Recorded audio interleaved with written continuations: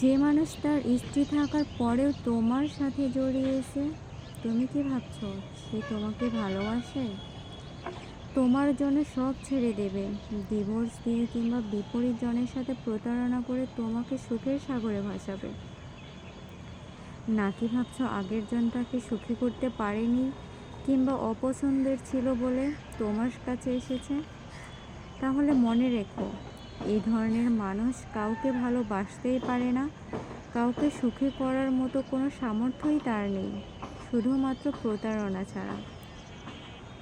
সে পুরুষ তার সংসার নষ্ট করতে পারে, এক পৃথিবী সমান স্বপ্ন দেখিয়ে যার সাথে দাম্পত্য জীবন শুরু করে তাকে ঠকাতে পারে, যার সাথে দিনের পর দিন ঘনিষ্ঠ হওয়ার পরেও তার প্রতি ভালোবাসা অনুভব করতে পারে না কিংবা তার হয়ে থেকে যেতে পারে না।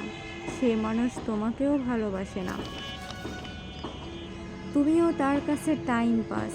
নেশা কেটে গেলে তোমাকেও ছেড়ে যাবে, প্রথম জনের চেয়ে বেশি তোমাকে কষ্ট দেবে। তুমি কষ্ট পাবে, কারণ তুমি চাইলেও কাউকে কিছু বলতে পারবে না। এক সময়ে ভালোবাসা তোমার নিজের কাছে নিজেই পাপ বলে মনে হবে, আর এটার প্রায়শ্চিত্ত ছাড়া মুক্তি নেই তোমার। So be careful. পৃথিবীতে সবচেয়ে সুন্দর জিনিস হলো সংসার।